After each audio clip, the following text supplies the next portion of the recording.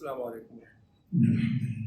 نحمده ونستعينه ونؤمن به ونتوكل عليه ونعوذ بالله من شرور أنفسنا ومن سيئات أعمالنا من يهده الله فلا مضل له ومن يضلل فلا هادي له أشهد أن لا إله إلا الله وأشهد أن محمدا عبده ورسوله أرسله بالهدى ودين الحق ليظهره على الدين كله ولو كره المشركون.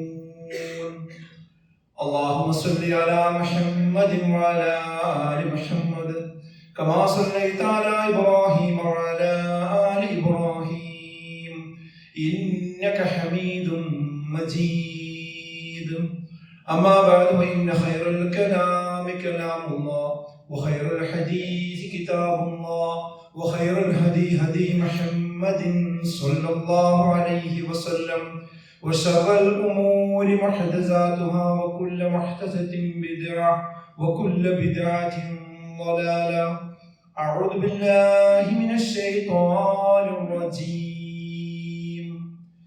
يا أيها الذين آمنوا اتقوا الله حق تقاته ولا تموتن إلا وأنتم مسلمون. بسم الله الرحمن الرحيم. إنا نحن نحيي الموتى ونكتب ما قدموا وآثارهم وكل شيء أحصيناه في إمام مبين. ബഹുമാനിയായ സത്യവിശ്വാസികളെ വിശ്വാസം, അള്ളാഹുവിനെ സൂക്ഷിച്ചുകൊണ്ട് അവന്റെ വിധിവിലക്കുകൾ ജീവിതത്തിന്റെ എല്ലാ മേഖലയിലും എല്ലാ സന്ദർഭത്തിലും പാലിച്ചുകൊണ്ട് ജീവിക്കണമെന്ന് ഏവരെയും ഓർമ്മപ്പെടുത്തുകയാണ്, വസിയത്ത് ചെയ്യുകയാണ്. ഇമാം ഷാത്തുബി റഹിമഹുള്ളയുടെ ഒരു വാക്ക് ഈ കാലഘട്ടത്തിൽ വളരെ പ്രസക്തമാണ്. ആ വാക്ക് ഇപ്രകാരമാണ്: قال الإمام الشاطبي رحمه الله طوبى لمن مات وماتت معه ذنوبه. മരിക്കുമ്പോൾ തന്റെ തിന്മകളും കൂടെ മരിച്ചു തീരുന്നവന് മംഗളം. വൽവൈലു ത്വീലു ലിമൻ യമൂതു വതബഖാ ദുനൂബുഹു മിഅത സനതിൻ വമിഅതൈ സനതിൻ. മരിച്ച ശേഷവും 100ഉം 200ഉം വർഷങ്ങൾ തന്റെ തിന്മകൾ അവശേഷിക്കുകയും യുഅദ്ദബു ബിഹാ ഫീ ഖബ്രിഹി വയുസ്അലു അൻഹാ ഇലാ ഇൻഖിറാദിഹാ. അവ നശിച്ചു തീരുവോളം ഖബറിൽ അതിന്റെ പേരിൽ ചോദ്യം ചെയ്യപ്പെടുകയും ശിക്ഷിക്കപ്പെടുകയും ചെയ്യുന്നവന് ഒരുപാട് കാലം നീണ്ടു നിൽക്കുന്ന നാശം എന്നാണ് അദ്ദേഹം പറഞ്ഞത്. അഥവാ മരിക്കുമ്പോൾ തന്റെ തിന്മകളും കൂടെ മരിച്ചു പോകുന്നവന് ഭാഗ്യം, മംഗളം, സന്തോഷവാർത്ത. എന്നാൽ മരിച്ച ശേഷവും പിന്നെയും 100ഉം 200ഉം വർഷം തന്റെ തിന്മകൾ ജീവിക്കുന്ന ആളുകൾക്ക് നാളെ ഖബറിലും പരലോകത്തും വലിയ നാശമായിരിക്കും എന്നാണ് ഇമാം ഷാത്തിബി റഹ്മഹുള്ള ഓർമ്മപ്പെടുത്തുന്നത്. അഥവാ ഏതൊരു കാര്യവും നമ്മൾ തുടങ്ങി വെക്കുമ്പോൾ ശ്രദ്ധിച്ചിട്ടില്ല എങ്കിൽ അത് തെറ്റായ തിന്മയായ കാര്യങ്ങളാണ് നമ്മൾ ജീവിതകാലത്ത് തുടങ്ങി വെച്ചതെങ്കിൽ അത് പിന്നെ നമ്മൾ മരണപ്പെട്ടാലും അതിന്റെ ഒരു പ്രശ്നം നമ്മളെ ബാധിച്ചുകൊണ്ടിരിക്കും. അതാണ് ഇതിന്റെ അടിസ്ഥാനം. അതാണ് നമ്മൾ മരിച്ചാലും ജീവിക്കുന്ന തിന്മകൾ എന്ന് പറയാൻ കാരണം. നമ്മളായിട്ടൊരു തിന്മ നാട്ടിൽ തുടങ്ങി വെച്ചാൽ, ഒരു കുടുംബത്തിൽ തുടങ്ങി വെച്ചാൽ, ഒരു സ്ഥാപനത്തിൽ തുടങ്ങി വെച്ചാൽ, ഒരു സമൂഹത്തിൽ തുടങ്ങി വെച്ചാൽ അത് പിന്നെ നമ്മൾ മരണപ്പെട്ടാലും ആ തിന്മക്ക് അവസാനം ഉണ്ടാവില്ല. ആ തിന്മ ഒരുപാട് ആളുകൾ ചെയ്യാൻ കാരണമാവുക നമ്മൾ തുടങ്ങി വെച്ചു എന്നതായി. അതുകൊണ്ട് തന്നെ അങ്ങനെ നിങ്ങൾ ചെയ്തു പോയാൽ അയാൾക്കാണ് ഏറ്റവും വലിയ നാശം വരാനിരിക്കുന്നത് എന്നാണ്. അണുമണിത്തൂക്കം നന്മയാവട്ടെ അത് നിങ്ങൾ കാണും. അതുപോലെ അണുമണിത്തൂക്കം തിന്മയാവട്ടെ അത് കളിയെ. ദർറ എന്നുള്ള വാക്കിന് ഈ ഓടൊക്കെ പൊട്ടിയാലുണ്ടല്ലോ, അതിൻ്റെ ഉള്ളിൽ ഒരു വെളിച്ചം വരും. ഓട്ട വെയിൽ എന്ന് സാധാരണ അതിന് പേര് പറയാറുണ്ട്. ആ വെയിലിൽ നോക്കിക്കഴിഞ്ഞാൽ ഒരു പൊടികളൊക്കെ ധൂളികളായിട്ട് ഇങ്ങനെ പാറി പറക്കുന്നതാണ്. യഥാർത്ഥത്തിൽ ആ വെളിച്ചമുള്ളിടത്ത് മാത്രമല്ല ആ പൊടിയുള്ളത്, തൊട്ടപ്പുറത്തുണ്ട്. പക്ഷെ അവിടെ വെളിച്ചമുള്ളത് കൊണ്ട് കാണുകയാണ് അതിന്റെ വലുപ്പത്രേ. ആ വലുപ്പത്തിന് വേണമെങ്കിൽ അറബി ഭാഷയിൽ ദർറ എന്ന് പറയാമെന്ന്. അത്ര നിസ്സാരമായ നന്മയാകട്ടെ തിന്മയാകട്ടെ നമ്മുടെ പരലോകത്ത് കാണും. അതുകൊണ്ട് ചെയ്ത കാര്യം അത് തൗബ ഉണ്ടെങ്കിൽ മാത്രമേ അള്ളാഹു പൊറുക്കുന്ന കാര്യങ്ങൾ പൊറുക്കുള്ളൂ, അല്ലാതെ ഒക്കെ അവിടെ അവശേഷിക്കും. അത് ചില്ലറ കാര്യമല്ല. അപ്പൊ നമ്മളൊരു തെറ്റാണ് തുടങ്ങി വെച്ചതെങ്കിൽ അതിന്റെ ബുദ്ധിമുട്ട്, അതിന്റെ പ്രശ്നം നമുക്ക് പരലോകത്തും അനുഭവിക്കേണ്ടി വരും. ഇന്ന് ചിലർ തുടങ്ങി വെക്കുന്ന കീഴ്വഴക്കങ്ങളാണ് പിന്നീടുള്ള തലമുറക്ക് അതൊരു അവകാശമായി പലപ്പോഴും മാറാറുള്ളത്. വീട്ടിൽ മുതിർന്നവർ ചെയ്യുന്നതാണ് താഴെയുള്ള കുട്ടികൾ പലപ്പോഴും അനുകരിക്കാറുള്ളത്. താഴെയുള്ള കുട്ടികളോട് എന്താ ഈ നിസ്കരിക്കാതെ കിടന്നുറങ്ങണമെന്ന് ചോദിച്ചാൽ, എന്താ താത്ത അങ്ങനെ കിടന്നുറങ്ങണില്ലേ, എന്താ കാക്ക അങ്ങനെ കിടന്നുറങ്ങണില്ലേ, ഈ എന്താ അങ്ങനെ വർത്താനം പറയുന്നത് ചോദിച്ചാൽ, അല്ലെങ്കിൽ ഇതെന്താ ഈ ഫോണിൽ ആവശ്യമില്ലാത്തത് കാണണമെന്ന് ചോദിച്ചാൽ എന്റെ കാക്കും കാണലില്ലേ, ഉമ്മ കാണലില്ലേ? ഈ ചോദ്യമാണ് കുട്ടി തിരിച്ചെന്ത് ചെയ്യാ നമ്മളോട് ചോദിക്കുക. അപ്പൊ ആരാണോ മുതിർന്നവർ, അവർ തുടങ്ങി വെക്കുന്ന ചില കീഴ്വഴക്കങ്ങളാണ് എന്ത് ചെയ്യാ ആ വീട്ടിൽ പിന്നെ ഒരു സംസ്കാരമായി പൊതുവെ മാറുക. കുടുംബത്തിൽ ചിലർ തുടങ്ങി വെക്കുന്നതാണ് മറ്റു കുടുംബങ്ങൾക്ക് പിന്നെ ആ തെറ്റ് ചെയ്യുവാൻ ഒരു ന്യായമായി പലപ്പോഴും മാറാറുള്ളത്. എന്തിനും ഇസ്ലാമിക തെളിവല്ലല്ലോ ആൾക്കാർ നിരത്തുക. നിങ്ങൾ എന്താ ഈ തെറ്റ് ചെയ്യുന്നത്, തെറ്റല്ലേ, ശരിയല്ലല്ലോ, നിങ്ങൾ ചെയ്യാൻ പാടുണ്ടോ, അങ്ങനെ പറയാൻ പാടുണ്ടോ, അങ്ങനെ കാണിക്കാൻ പാടുണ്ടോ എന്ന് ചോദിച്ചാൽ അത് ഇസ്ലാമിൽ ശരി നല്ല ആളുകൾ പറയാം. മറിച്ച് എന്താ പറയാ, അതെന്താ നമുക്ക് മാത്രമേ പറ്റാത്തുള്ളൂ. കഴിഞ്ഞ പ്രാവശ്യം അവിടെ മൂത്താപ്പാന്റെ വീട്ടിലുണ്ടായിരുന്നല്ലോ, ഇളയമാന്റെ വീട്ടിലുണ്ടായിരുന്നല്ലോ, നമ്മൾ അമ്മാവന്റെ വീട്ടിലുണ്ടായിരുന്നല്ലോ, നേരത്തെ നമ്മളെ അവിടെ ചെന്നപ്പോ കണ്ടിരുന്നല്ലോ. അപ്പൊ അവർക്കൊക്കെ ആവാൻ നമുക്ക് ആവാൻ പാടില്ല. എങ്ങനെ? ഈ ഒരു ന്യായമാണ് പലപ്പോഴും ആളുകൾ എന്ത് ചെയ്യാറുള്ളത്. എന്തിനും ന്യായം.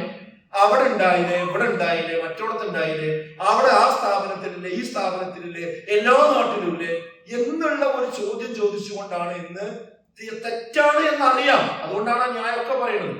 അത് ഇസ്ലാമികമായിട്ടോ സാമൂഹ്യമായിട്ടോ ധാർമ്മികമായിട്ടോ ഒരു മാനദണ്ഡം വെച്ചുകൊണ്ടും അതിനെ ഒരിക്കലും തന്നെ ന്യായീകരിക്കാൻ കഴിയാത്തത് കൊണ്ടാണ് അവിടെല്ലേ ഇവിടെല്ലേ എന്ന് ചോദിച്ചിട്ട് എന്ത് ചെയ്യുന്നത്, അത് വെളുപ്പിച്ചെടുക്കുവാൻ വേണ്ടി പലപ്പോഴും ശ്രമിക്കാറുള്ളത്. ഇതിന്ന് കൂടുതൽ ഈ ഒരു ന്യായം പറഞ്ഞുകൊണ്ട് അധർമ്മങ്ങൾ, അതിരുവിട്ട യാത്രകൾ നടക്കുന്ന ഒരു മേഖലയാണ് വൈവാഹിക രംഗം, വിവാഹ രംഗം എന്ന് പറയുന്നത്. ഇപ്പൊ നമുക്കറിയാൻ പറ്റും, പ്രണയമില്ലാത്തവൻ എന്തോ ഒരു കുഴപ്പമുള്ളവനായിട്ട് ഇന്ന് വിലയിരുത്തിക്കൊണ്ടിരിക്കുക. ചില വീടുകളിലൊക്കെ അത് അങ്ങനെ തന്നെ ഒരു സാധാരണവൽക്കരിക്കപ്പെട്ടിട്ടുണ്ട്.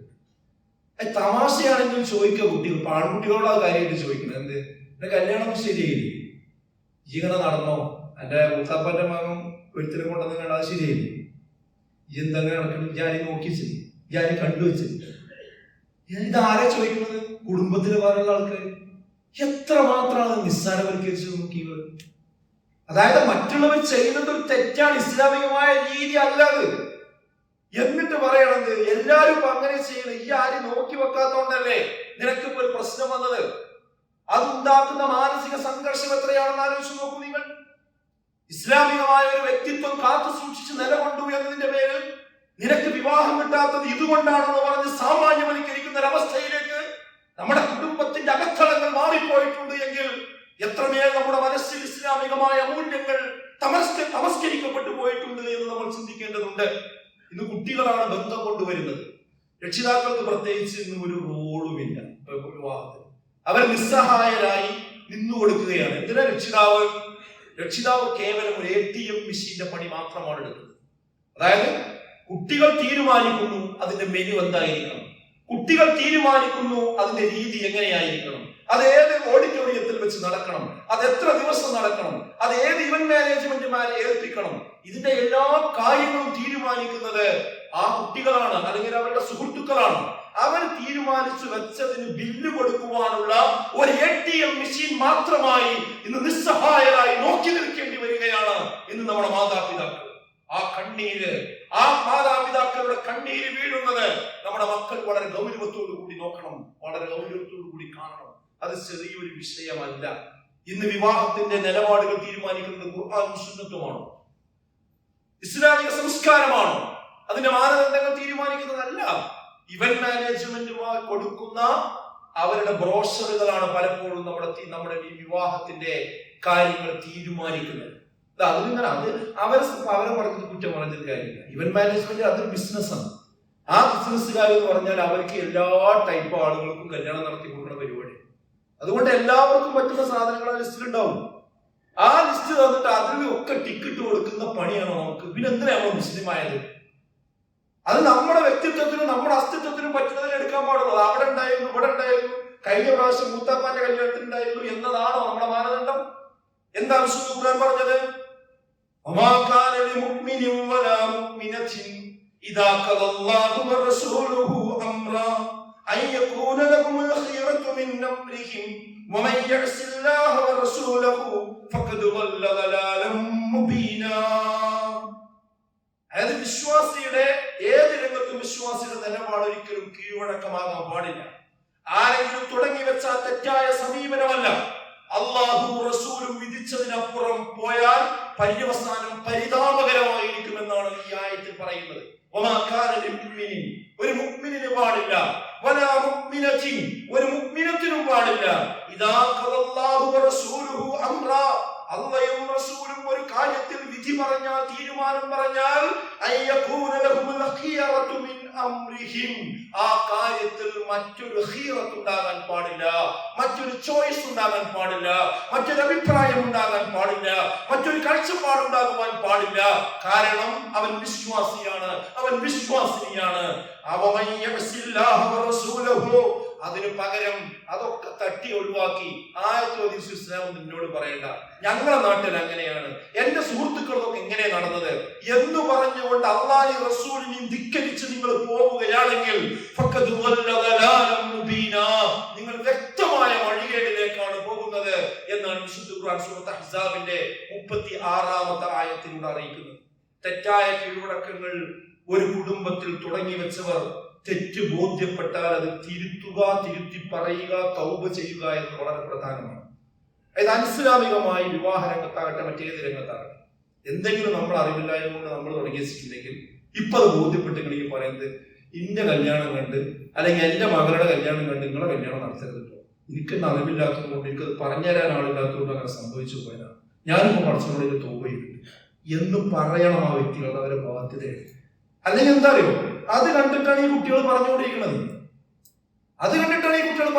ഈ പ്രണയ വിവാഹത്തിലൊക്കെ വളരെ അതിശക്തമായി മുന്നേറുന്ന കുട്ടികൾ അവസാനം പറയുന്നത് ഞാൻ എന്താ മൂത്താപ്പാന്റെ മകൾ അങ്ങനെയല്ലേ, നിങ്ങൾ അമ്മോന്റെ മകൾ അങ്ങനെയല്ലേ, അവരൊക്കെ ചെയ്തത് എനിക്ക് ചെയ്തൂടെ? ഇതിൽ അവകാശമായിട്ടാണ് കുട്ടികൾ ചോദിച്ചുകൊണ്ടിരിക്കുന്നത്. തെറ്റാണെന്ന് പോലും മനസ്സിലാകുന്നില്ല. അതുകൊണ്ടാണ് ഞാൻ പറയുന്നത്, നമ്മൾ ചെയ്ത തെറ്റുകൾ വേറൊരാൾക്ക് എന്താവരുത്, അത് അവർക്കൊരു വളമായി, അവർക്കൊരു വഴിയായി നമ്മൾ വെട്ടിക്കൊടുക്കരുത്, അതിൽ നമ്മൾ അരിതൊന്നു കൊടുക്കരുത് എന്ന് നമ്മൾ മനസ്സിലാക്കണം. എന്തത് ഇത്ര ഗൗരവത്തിൽ പറയാൻ കാരണം എന്നറിയും, നമ്മൾ തുടങ്ങി വെച്ചൊരു തെറ്റിന്റെ കാരണത്താൽ വേറുള്ളവരത് സ്വാധീനിച്ചത് അവർ ചെയ്താൽ അതിന് ഉത്തരവാദിത്വം നമുക്കുണ്ട് എന്നാണ്. ആ പാപത്തിൽ നിന്ന് ഒട്ടും കുറയാതെ നമ്മളും അത് അനുഭവിക്കേണ്ടി വരും. 29-ാം അധ്യായം 13-ാമത്തെ ആയത്ത് നോക്കൂ നിങ്ങൾ. വലയഹ്മിലുന്ന അസ്ഖാലഹും വലയഹ്മിലുന്ന അവർ ഏറ്റെടുക്കുക തന്നെ ചെയ്യും, അസ്ഖാലഹും തങ്ങളുടെ ഭാരങ്ങളെ, വഅസ്ഖാലം മഅ അസ്ഖാലിഹിം അവരുടെ ഭാരങ്ങളോട് കൂടി കുറെ മറ്റു ഭാരങ്ങളും, സ്വന്തം തെറ്റും ഭാര പ്രശ്നങ്ങളൊക്കെ ഉണ്ടാവും, അതിന്റെ കൂടെ മറ്റു ഭാരങ്ങൾ കൂടി അവർ ഏറ്റെടുക്കേണ്ടി വരും. ചോദിക്കപ്പെടുകയും ചെയ്യും യൗമൽ ഖിയാമ ഖിയാമത്ത് നാളിൽ അമ്മാ കാനൂ യഫ്തറൂൻ അവർ കെട്ടിച്ചമച്ച് പറഞ്ഞ കാര്യങ്ങളെ കുറിച്ചൊക്കെ പരലോകത്ത് ചോദ്യം ചെയ്യപ്പെടുകയും ചെയ്യും.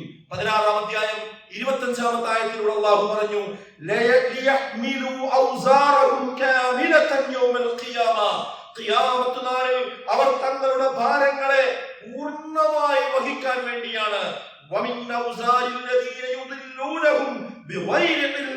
യാതൊരു അറിവുമില്ലാതെ ആളുകളെ വഴിതെറ്റിച്ചതിന്റെ കാരണത്താൽ ആ കുറ്റഭാരങ്ങൾ അവർ പൂർണ്ണമായി ഏറ്റെടുക്കേണ്ടി വരും. അവർ വഹിക്കുന്നത് എത്ര മോശപ്പെട്ട തിന്മയാകുന്നു എന്നാണ് വിശുദ്ധ ഖുർആൻ ഓർമ്മപ്പെടുത്തുന്നത്. ഹദീസിൽ തെളിവ് കാണാൻ പറ്റും. ആരെങ്കിലും ഒരു സന്മാർഗത്തിലേക്ക് ക്ഷണിച്ചാൽ പിന്തുടർന്നവനും ആ പ്രതിഫലമുണ്ട്. അതായത് ആ ചെയ്ത കാര്യം അവനെ പിന്തുടർന്ന് ആരൊക്കെ ചെയ്തോ അതിന്റെ ഒക്കെ കൂലി ആർക്ക് കിട്ടും? ഇത് തുടങ്ങി വെച്ചവന് കിട്ടും. എന്നാൽ അതിൽ നിന്നും യാതൊരു കുറവും വരാതെ തന്നെ, മറ്റവന് അതിന് എന്തൊരു കുറവും വരാതെ തന്നെ എന്ത് ചെയ്യും? ഇത് തുടങ്ങി വെച്ചാൾക്ക് അതിന് കൂലി കിട്ടും. അതിന് നേരെ ഇതിനും പറഞ്ഞു എന്നാൽ ഒരു തെറ്റായ കാര്യത്തിലേക്കാണ് നിങ്ങൾ ഒരാളെ ക്ഷണിച്ചതെങ്കിൽ, ഒരു തിന്മയാണ് നിങ്ങൾ തുടങ്ങി വെച്ചതെങ്കിൽ, അതിനാണ് ആളുകൾക്ക് വഴികൾ വെട്ടിക്കൊടുത്തതെങ്കിൽ, അതാണ് നിങ്ങൾ വഴി കാണിച്ചു കൊടുത്തതെങ്കിൽ,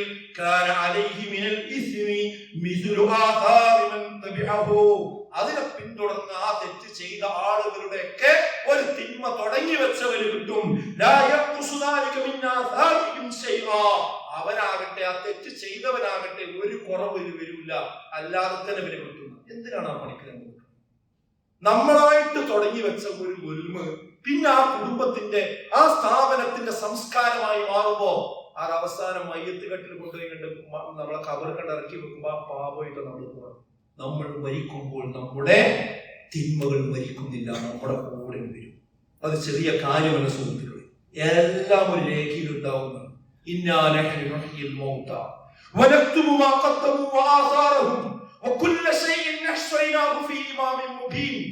നിങ്ങൾ മരിപ്പിച്ചതിന് ശേഷം ജീവിപ്പിക്കുന്നത് നാം ആകുന്നു. പിന്നെ അല്ലാഹു പറയുന്നത് എന്താ?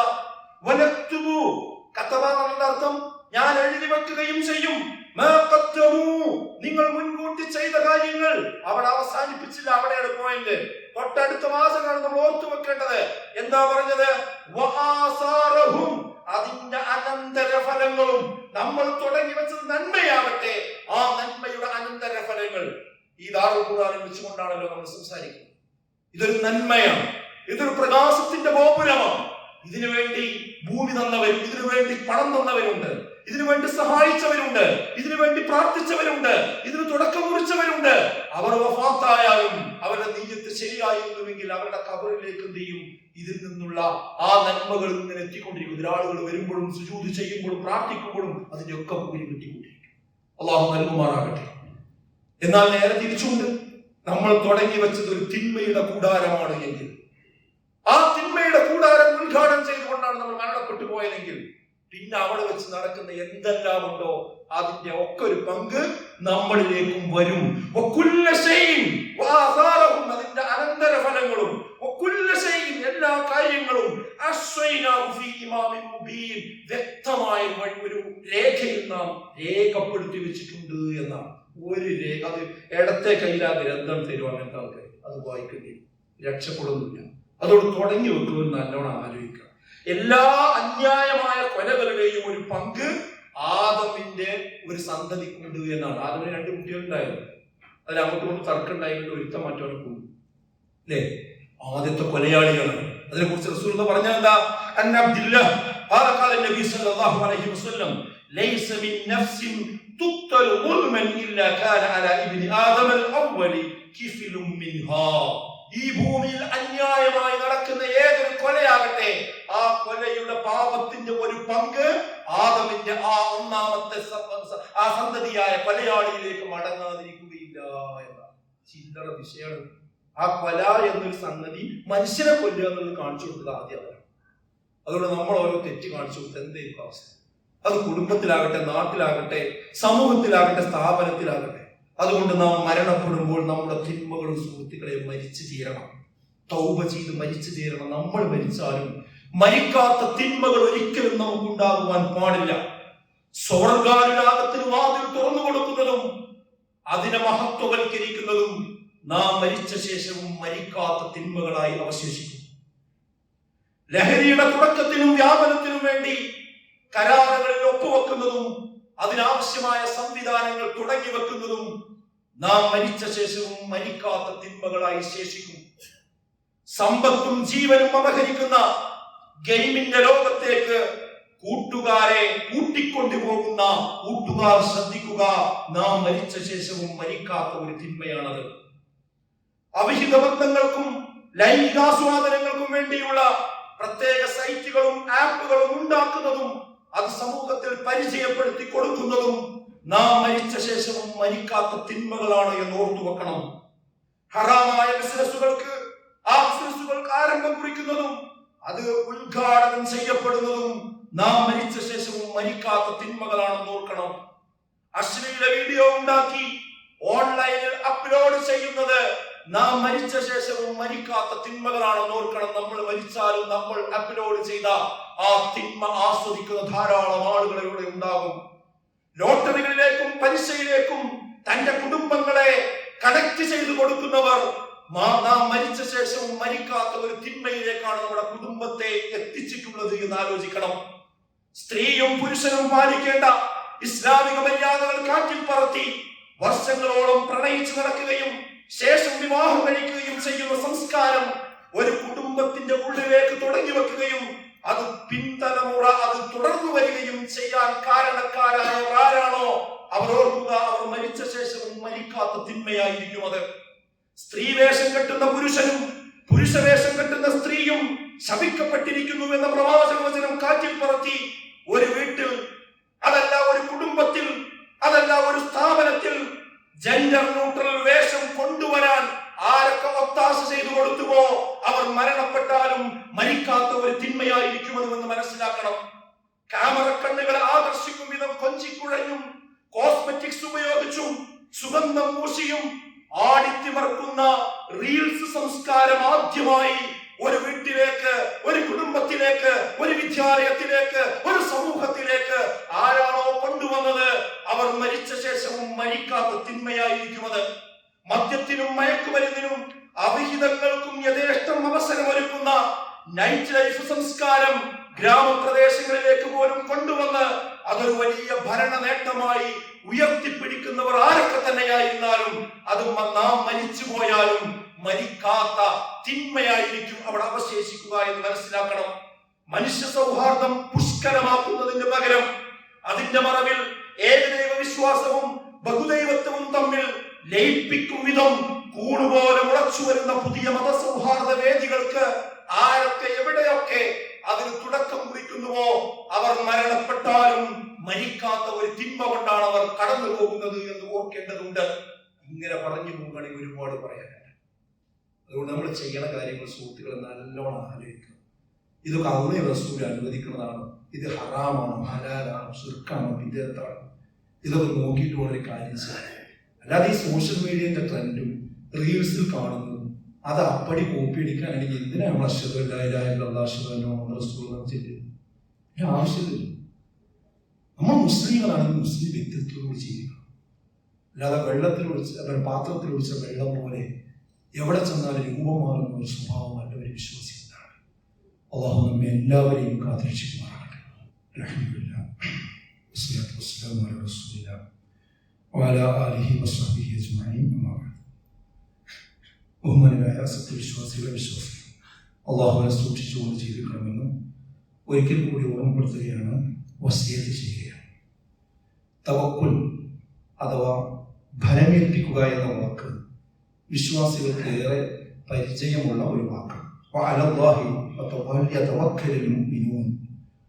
അള്ളാഹുവിന്റെ മേലായിരിക്കട്ടെ സത്യവിശ്വാസികൾ ഭരമേൽപ്പിക്കുന്നത് എന്നത് വിശുദ്ധ ഖുർആനിൽ ഒട്ടനവധി തവണ ആവർത്തിച്ച ഒരു കാര്യമാണ്. റസൂലുള്ളാഹി സ്വല്ലല്ലാഹു അലൈഹി വസല്ലമയുടെ അടുക്കൽ ഒരാൾ വന്നിട്ട് ചോദിച്ചു, റസൂലേ, ഞാൻ ഒട്ടകത്തെ കെട്ടിയിട്ടാണോ അള്ളാഹുവിൽ ഭരമേൽപ്പിക്കേണ്ടത്, അതോ അള്ളാഹുവിൽ ഭരമേൽപ്പിച്ചിട്ടാണോ കെട്ടേണ്ടത്? ചോദ്യം. അപ്പൊ റസൂലുള്ളാഹിന് കൊടുത്ത മറുപടി എന്ന് ചോദിച്ചാൽ, ആദ്യം ഒട്ടകത്തെ കെട്ടി എന്നിട്ട് ഭരമേൽപ്പിക്കുക. പഠിച്ചോനെ ഈ ഒട്ടകം നഷ്ടപ്പെടരുത്, എന്നിട്ട് അതിന് വേണ്ടി പ്രാർത്ഥിക്കുക. അപ്പൊ അതിന് മനസ്സ് വലിയ വിശാലമായ അർത്ഥമുള്ള കാര്യമാണ്. നമ്മുടെ ജീവിതത്തിൽ വരുന്ന ഏത് പ്രതിസന്ധി ആകട്ടെ, പ്രയാസമാകട്ടെ, ബുദ്ധിമുട്ടാകട്ടെ, അതിനാദ്യം നമ്മളെ കൊണ്ട് ചെയ്യാൻ കഴിയുന്ന വിഹിതം നമ്മൾ ചെയ്യണം. ഉപജീവനത്തെ പറ്റി റസൂലുള്ളാഹി പറഞ്ഞു, പക്ഷികൾക്ക് ഉപജീവനം നൽകുന്നത് പോലെ ഞാൻ നിങ്ങൾക്ക് ഉപജീവനം നൽകും. എന്താ പക്ഷിന്റെ പ്രത്യേകത? അതും ഹദീസിലുണ്ട്. ഒഴിഞ്ഞ വയറുമായി രാവിലെ അത് കൂട്ടിൽ നിന്ന് പുറത്തു പോകും, വൈകുന്നേരം ആവുമ്പോൾ നിറഞ്ഞ വയറുമായിട്ട് തിരിച്ചു വരികയും ചെയ്യും. അതിലെന്താ പ്രത്യേകത എന്നറിയോ?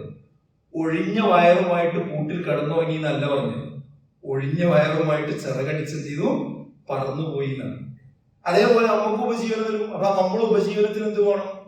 നമ്മൾ രാവിലെ കുളിച്ചു മാറ്റി പാന്റും കോട്ടും സൂട്ടും ഒക്കെ ഇട്ടിട്ട് ബെഡും അങ്ങനെ മലർന്നാണ് കിടക്കുക. പടച്ചോൻ എനിക്ക് ഉപജീവനം തരുന്നു കിട്ടുമോ? ഇല്ല. ഓഫീസിൽ പോകണം, കച്ചവടത്തിന് പോകണം, വിദ്യാലയത്തിൽ പോകണം, നമ്മൾ പണിയെടുക്കാൻ പോകണം.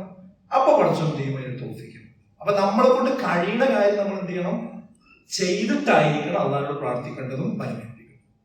ഞാൻ അത് പറയാനൊരു കാരണം എന്താണെന്ന് വെച്ചാൽ, ഇപ്പോ ഈ SIR ബന്ധപ്പെട്ടുകൊണ്ട് അതിന്റെ അവസാന ഘട്ടത്തിലേക്ക് നീങ്ങിക്കൊണ്ടിരിക്കുകയാണ്. ഡിസംബർ 4 അത് അപ്ലോഡ് ചെയ്യേണ്ട അവസാനത്തെ സമയം. BLOമാർ അപ്ലോഡ് ചെയ്യേണ്ട അവസാനത്തെ സമയം. ഇപ്പൊ ആരെങ്കിലും ഫോം കൊടുക്കാത്തവരുണ്ടെങ്കിൽ അത് കൊടുത്തേ പറ്റൂ, നിർബന്ധമായിട്ട് കൊടുത്തിരിക്കും. ഇനി അത് BLO വരട്ടെ എന്ന് കാത്തിരിക്കാൻ ഒരു കാരണവശാലും പാടില്ല. അപ്പൊ ചില ആൾക്കാർ പറയുന്ന വാക്കാണ് ഞാൻ പറഞ്ഞത്. അങ്ങനെ ഒരു പ്രശ്നം വരില്ല. അതൊക്കെ അലല്ലാ, നമ്മൾ അള്ളാഹു തവക്കുലാക്കി അള്ളാഹിന് കൗതന് മറന്നത്. നമ്മൾ അത്ര ബേജാറാകുന്നുണ്ട്. ബേജാറാകണ്ട, പക്ഷെ ചെയ്യാനുള്ള പണി കൊടുക്കേണ്ട ഫോം കൊടുക്കണം, അതവിടെ കൊടുത്തു ഉറപ്പ് വരുത്തണം. എന്നിട്ട് ബാക്കിയാണ് അള്ളാഹു നമ്മൾ തവക്കുലാക്കണം. അല്ലാത്ത തവക്കുലാക്കുക എന്നുള്ളത് ഇസ്ലാമികമല്ല. അത് നമ്മൾ കൃത്യമായിട്ട് മനസ്സിലാക്കി. ഇപ്പോഴും ചില ആൾക്കാരുടെ ധാരണ എന്താ വെച്ചാൽ അതിപ്പോ ഒരു വോട്ടവകാശത്തിന്റെ വിഷയം. ഞാൻ അല്ലെങ്കിൽ വോട്ട് ചെയ്യാൻ പോകില്ല, പിന്നെ ഇതിനകത്ത് വോട്ടല്ല ഇവിടുത്തെ വിഷയം. 9ാമത്തെ പ്രാവശ്യമാണ് SIR വരുന്നത് നമ്മുടെ രാജ്യത്ത് സ്വാതന്ത്ര്യത്തിന് ശേഷം. എന്ത് 8 പ്രാവശ്യം ഇതുപോലെ ചർച്ച വരായിരുന്നത്? ആർക്കെങ്കിലും ഓർമ്മയുണ്ടോ? ഇവിടെ പ്രായമുള്ള ആൾക്കാർ ആർക്കെങ്കിലും ഓർമ്മയുണ്ടോ എന്തേ ചർച്ച വരായിരുന്നത്? ഇപ്പൊ ചർച്ച വരാനുള്ള കാരണം നമ്മുടെ രാജ്യത്ത് പുതിയ നിയമം പാസ്സാക്കപ്പെട്ടിട്ടുണ്ട്. ആ നിയമം എന്താ? പൗരത്വ ഭേദഗതി നിയമമാണ്. ആ നിയമം അനുസരിച്ച് മുസ്ലിങ്ങൾ അല്ലാത്തവർക്കൊക്കെ മറ്റു 6 രാജ്യങ്ങളിൽ നിന്ന് വന്ന ആളുകൾക്ക് പൗരത്വം കൊടുക്കാം, മുസ്ലിങ്ങൾക്ക് മാത്രം കൊടുക്കാൻ പാടില്ല. ഇതാ നിയമം. ഒരു രാജ്യത്ത് പാസ്സാക്കിയ വിവേചനത്തിലുള്ള നിയമമാണ്. ആ നിയമം പാസ്സാക്കപ്പെട്ട ഒരു രാജ്യത്താണ് ഇതുവരെ ഇല്ലാത്ത രീതിയിൽ ഫോം പൂരിപ്പിച്ചിട്ട് അഭ്യസ്ത വിദ്യരായ ആളുകൾക്ക് പോലും കൺഫ്യൂഷൻ എന്തുകൊണ്ട് തീരുന്നില്ല? ഇവിടെയാണ് നമ്മൾ കാര്യങ്ങൾ മനസ്സിലാക്കുക. അതുകൊണ്ട് അത് കൃത്യമായി കഴിവിന്റെ പരമാവധി അത് പൂർത്തിയാക്കിയേ പറ്റൂ. ഇല്ലെങ്കിൽ വേറെ ആർക്കും പ്രശ്നമില്ലല്ലോ എന്ന് ആൾക്കാർ പറയും. വേറെ ആർക്കും പ്രശ്നം ഉണ്ടാവില്ല. പല വഴികളുണ്ട് ഇതിന് പരിഹാരം ഉണ്ടാക്കാൻ. പക്ഷേ മുസ്ലിങ്ങളെ സംബന്ധിച്ചിടത്തോളം അതിന് നിയമപരമായ വഴി കൊണ്ട് പ്രധാനപ്പെട്ടത് അടങ്ങിയിരിക്കും. ആ ഓർമ്മ നമുക്ക് നടന്നതാണ്. അതുകൊണ്ട് ആരെങ്കിലും ആ ഫോം കൊടുക്കാത്തവരുണ്ടെങ്കിൽ അതിന് BLOമാർ ഇങ്ങോട്ട് വരട്ടെ എന്ന് പറയാൻ പാടില്ല, അങ്ങോട്ട് കൊണ്ടുപോയി കൊടുക്കണം. കാരണം എന്താണെന്ന് ചോദിച്ചാൽ അവരെ സംബന്ധിച്ചിടത്തോളം ഇനി ഇവര് സാങ്കേതിക പ്രശ്നം നിലവിലുണ്ട്. ഏകദേശം ഒരു BLOന് ഏകദേശം 1000, 1500, 1300 ഒക്കെ വോട്ടർമാരുണ്ടാവും.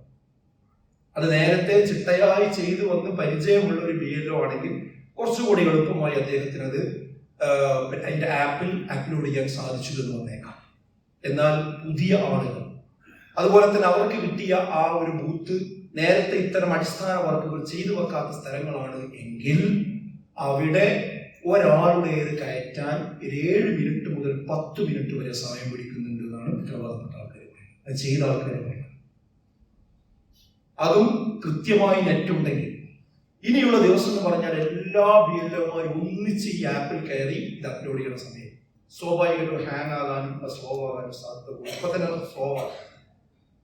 നിങ്ങൾ കണക്കറിയുന്ന ആൾക്കാർക്ക് കൂട്ടി നോക്കി. ഇന്ന് എത്ര 21-ാം തീയതി അല്ലെ? 4-ാം തീയതിക്ക് എത്ര ദിവസം ഉണ്ട്? ഈ 1200 ഫോം അപ്ലോഡ് ചെയ്യുകയാണെങ്കിൽ ഒരു ദിവസത്തെ ഉറക്കത്തിന്റെ സമയമാണ് ഒഴിവാക്കുക. 8 മണിക്കൂർ ഉറക്കത്തിന് ഒഴിവാക്കുക. ബാക്കി ഒരു 10-16 മണിക്കൂർ തുടർച്ചയായിട്ട് വർക്ക് ചെയ്തില്ല. കാരണം കഴിയിലെടുക്കുക.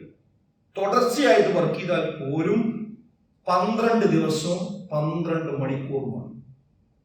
12 ദിവസവും 12 മണിക്കൂർ ദിവസം, അഥവാ 200 മണിക്കൂറുകൾ ആവശ്യം തുടർച്ചയായിട്ട് ചെയ്യണം. അത് ജീവിതം കാര്യം ഉറപ്പല്ലേ? അപ്പൊ എന്താ സംഭവിക്കാൻ പോകുന്നത്? ഈ സാങ്കേതിക പ്രശ്നത്തിൽ നിന്നുകൊണ്ട് അത് അപ്ലോഡ് ആകാതെ പോകും. അത് ബാക്കി അവിടെ അവശേഷിക്കുന്നത് ആ ലിസ്റ്റിൽ കയറുകയില്ല. ഈ ലിസ്റ്റിൽ കയറാവുന്ന ഡിസംബർ 4-ന് നമ്മുടെ ആ പട്ടികയിൽ ഉണ്ടാവുകയില്ല. ഇത് ചെറിയ വിഷയം. അതുകൊണ്ട് ഇങ്ങോട്ട് വരട്ടെ നിൽക്കില്ല, അങ്ങോട്ട് കൊണ്ടുപോയി കൊടുക്കുക. അദ്ദേഹത്തെ സാങ്കേതികമായി സഹായിക്കാൻ കഴിയുന്ന ആളുകൾ സഹായിക്കുക. ഒരിക്കലും BLOമാരെ ശത്രുവായിട്ട് കാണില്ല. അവരെ ഏൽപ്പിച്ച ഉത്തരവായി അവരാകെ പ്രയാസത്തിലും ടെൻഷനിലുമാണ് ചെയ്യാൻ പ്രയാസപ്പെട്ടിരിക്കുന്നത്. അതുകൊണ്ട് അത്തരം കാര്യങ്ങൾ നമ്മൾ ശ്രദ്ധിക്കണം. മാത്രമല്ല മുത്തശ്ശൻ, മാതാവ്, പിതാവ് ഇതൊക്കെയാണ് ബന്ധം കാണിക്കണമെന്ന് അതിന്റെ ആപ്പിലുള്ളത്. പക്ഷെ പലരും നേരത്തെ കിട്ടിയ നിർദ്ദേശം അനുസരിച്ച് സഹോദരന്, സഹോദരി ഇവരുടെ ബന്ധങ്ങളൊക്കെ അതിൽ കാണിച്ചിട്ടുണ്ട്. പക്ഷെ അതൊന്നും ആപ്പിൽ കയറ്റാൻ മാർഗങ്ങളില്ല. അങ്ങനത്തെ ഒരുപാട് കൺഫ്യൂഷനുകൾ ഈ വിഷയത്തിൽ നിലനിൽക്കുന്നുണ്ട്. അതുകൊണ്ട് നമ്മൾ ചെയ്യാനുള്ള കാര്യം ചെയ്യണം, കൃത്യമായി ചെയ്യണം. നമ്മുടെ വീട്, നമ്മുടെ കുടുംബം, നമ്മുടെ അയൽവാസികൾ, നമ്മുടെ സുഹൃത്തുക്കൾ, നമ്മുടെ കെട്ടിച്ചയച്ചവർ, വിദേശത്തുള്ളവർ, ഇവരോടൊക്കെ അങ്ങോട്ട് പോകും പരസ്പരം സഹകരിച്ചും സംസാരിച്ചും കൊടുത്തില്ലേ വാങ്ങിയില്ലേ എന്നുള്ളൊരു ചർച്ച നടത്തുക. ആരും പാനിക് ആകേണ്ടതില്ല, ഇതിലാകെ ബേജാറാകേണ്ടതില്ല. ചെയ്യേണ്ട കാര്യം കൃത്യമായിട്ട് എന്ത് ചെയ്യണം, സമയത്ത് ചെയ്യണം. എന്നിട്ട് അള്ളാഹുവിൽ തവക്കുലാക്കണം. അങ്ങനെയുള്ള യഥാർത്ഥ മുത്തഖികൾ മുഅ്മിനീകളിൽ അല്ലാഹു നമ്മെ ഉൾപ്പെടുത്തി അനുഗ്രഹിക്കുമാറാകട്ടെ. നമ്മുടെ ജീവിതത്തിൽ വന്നുപോയ ചെറുതും വലുതുമായ എല്ലാ പാപങ്ങളും അല്ലാഹു നമുക്ക് വിട്ടുകൊടുത്ത് മാപ്പാക്കി തരുമാറാകട്ടെ. നാളെ പരലോകത്ത് സ്വർഗത്തിലേക്കും നരകത്തിലേക്കും ആളുകളെ തിരിക്കുമ്പോൾ സ്വർഗത്തിലേക്ക് പോകുന്ന യഥാർത്ഥ മുത്തഖികളിൽ മുഅ്മിനീകളിൽ അല്ലാഹു നമ്മെ ഉൾപ്പെടുത്തി അനുഗ്രഹിക്കുമാറാകട്ടെ. നമ്മെ തേടി വരുന്ന എല്ലാ വെല്ലുവിളികളും അതിജീവിച്ചുകൊണ്ട് മുന്നോട്ട് പോകുവാനുള്ള കരുത്തും കഴിവും തവക്കുലും അല്ലാഹു എല്ലാവർക്കും പ്രദാനം ചെയ്യുമാറാകട്ടെ. اللهم اغفر للمؤمنين والمؤمنات والمسلمين والمسلمات والأحياء منهم والأموات إنك مجيب الدعوات يا قاضي الحاجات. ربنا اصرف عنا عذاب جهنم إن عذابها كان غراما. ربنا هب لنا من أزواجنا وذرياتنا قرة أعين واجعلنا للمتقين إماما. اللهم أجرنا من النار، اللهم أجرنا من النار، اللهم أجرنا من النار. اللهم اعز الاسلام والمسلمين واذل الشرك والمشركين. ربنا تقبل منا انك انت السميع العليم وتب علينا انك انت التواب الرحيم. ربنا آتنا في الدنيا حسنة وفي الآخرة حسنة وقنا عذاب النار. آمين يا رب.